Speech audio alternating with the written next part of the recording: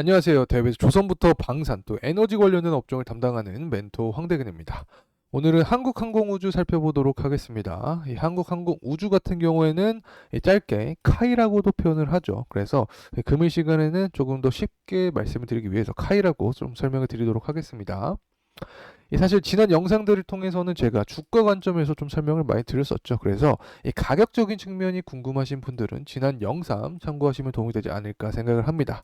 이 금일 같은 경우에는 우선 실적적인 측면을 이야기를 하면서 이 기업의 상태를 체크를 해보겠습니다. 그리고 이 위기의 순간을 주목하라라고 설명을 드리고 있는데, 이 중동의 지정학적인 리스크부터 해서 이 정세가 굉장히 불안한 상태죠. 그래서 이러한 상황에서는 방산에 대한 수요가 증가할 수 있습니다. 이 부분까지 체크를 해보고 마지막으로는 앞으로의 방향성에 대해서 이야기를 하면서 마무리하는 시간 갖도록 하겠습니다.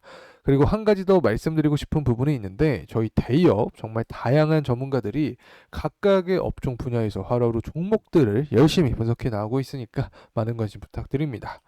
우선은 수은법 관련된 이야기부터 해보려고 합니다. 이 폴란드 2차 계약에 대한 불확실성이 해소됐다. 어떻게 보면 리스크가 오프되었다라고도 설명을 드릴 수 있을 것 같은데, 이 기존의 수은법 사항은 어떻게 되냐? 15조 원이었죠. 그래서 이 부분이 이 30조 원으로 늘어난다. 자, 그래서 이 금액 자체가 증가하니까 호재성 이슈로 작용한다라고 간단하게 설명을 드릴 수 있는데, 이 지난 2022년 같은 경우에는 카이는 이 대표적인 제품이 FA50이죠.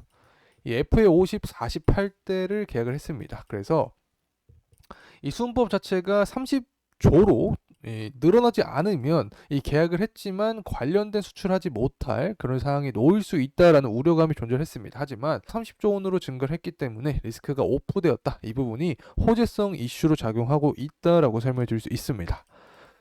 자, 그리고 이제 매출액과 영업이익 측면을 좀 살펴보려고 합니다. 이 매출액 같은 경우에는 사실 20년부터 쭉 꾸준하게 증가하는 이 모습을 보여주고 있는데, 이 본격적으로 증가한 수치는 23년 3월부터입니다. 자, 영업이익도 마찬가지로 23년 3월부터 증가하는 모습인데, 자, 그에 맞춰서 이 주가 역시 상승하는 모습, 시가총액 역시 늘어나는 모습입니다. 제가 매출액과 영업이익은 어떻게 말씀을 드렸냐? 특히 이 매출액이 증가하는 기업들 중에서 영업이익이 감소하는 기업도 있다라고 설명드렸습니다. 그리고 영업이익이 증가하지 않는 기업도 존재를 합니다. 이러한 기업들은 시가총액이 오히려 감소하는 경우도 있습니다. 그래서 매출액을 보지 말고 이 주가적인 측면은 영업이익이 조금 더 직접적인 영향을 준다. 이렇게 간단하게 설명드립니다. 이렇게 매출액과 영업이익을 살펴봤으니까 이제 리스크적인 측면에 대해서 이야기를 하려고 하는데, 제가 어떤 말씀을 드렸냐? 위기의 순간에 수요가 증가할 수 있다라고 설명을 드렸습니다. 사실 계속되어 오고 있는 부분이 존재를 하죠. 중국과 미국의 이 패권 다툼입니다. 이 무역 경제를 통해서 다른 국가들도 피해를 많이 입는 경우가 발생을 하고 있는데, 이 부분부터 시작을 해서 또 러우 전쟁이 있었죠. 이 러우 전쟁과 최근에는 이스라엘 하마스 전쟁까지 이 중동에 대한 리스크가 부각이 되면서 이 세계 정세 자체가 좋지 않은 상황입니다. 그래서 이런 상황에서 투자를 진행할 때 수요초가 분명히 존재를 하죠. 이 부분이 방산주가 될 수 있다.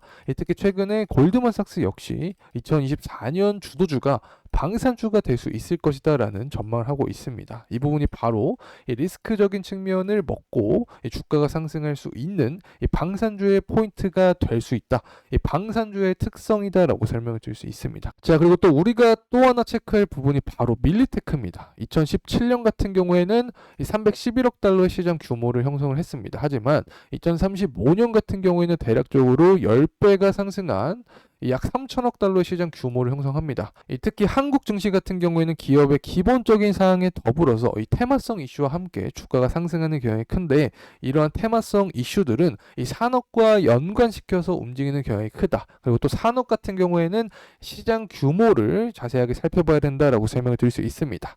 제가 하나 시스템에 대한 분석 영상을 드리면서 AI 시장과 엮이면서 이 방산주들도 흘러갈 수 있다라고 설명을 드렸습니다. 특히 이 AI 시장은 바로 밀리테크와 또 연결이 됩니다. 그래서 이 밀리테크 시장을 선점하는 게 중요하다. 10배가량 증가하는 시장에서 먼저 이 경쟁력을 갖춘 기업들이 향후 방산을 주도할 수 있다라고 설명을 드릴 수 있고, 이 부분에서 국내 방산주를 주목해 볼 만하다라고 제가 설명을 드렸죠. 이 자세한 내용은 이 방산주 투자를 어떻게 하는지 이 포인트를 제가 또 설명을 드렸으니까 이 부분 참고하시면 도움이 되지 않을까 생각을 합니다. 자, 그리고 넘어와서 이 한국 방산의 수출 규모, 이 세계 방산 수출 증가율 투자율을 비교한 포인트인데 2022년 같은 경우 한국은 177% 가량으로 굉장히 빠르게 증가를 했죠. 두 가지 포인트가 존재를 합니다.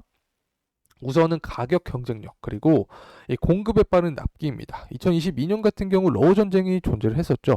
굉장히 급박한 상황 속에서 이 퀄리티가 높은 그런 무기를 조달할 수 있는 국가가 필요했습니다. 바로 그 국가 자체가 한국이었다. 그래서 이 다른 국가들보다 조금 더 가격적으로 저렴한 무기를 이 선점을 하면서 이 공급을 할 수 있었다. 그리고 이 굉장히 빠르게 공급을 진행을 하면서 이 한국 방산에 대한 이 수요가 증가했다. 자, 이 부분을 통해서 한국 항공 우주 노수요를 봤다라고 설명을 드릴 수 있습니다.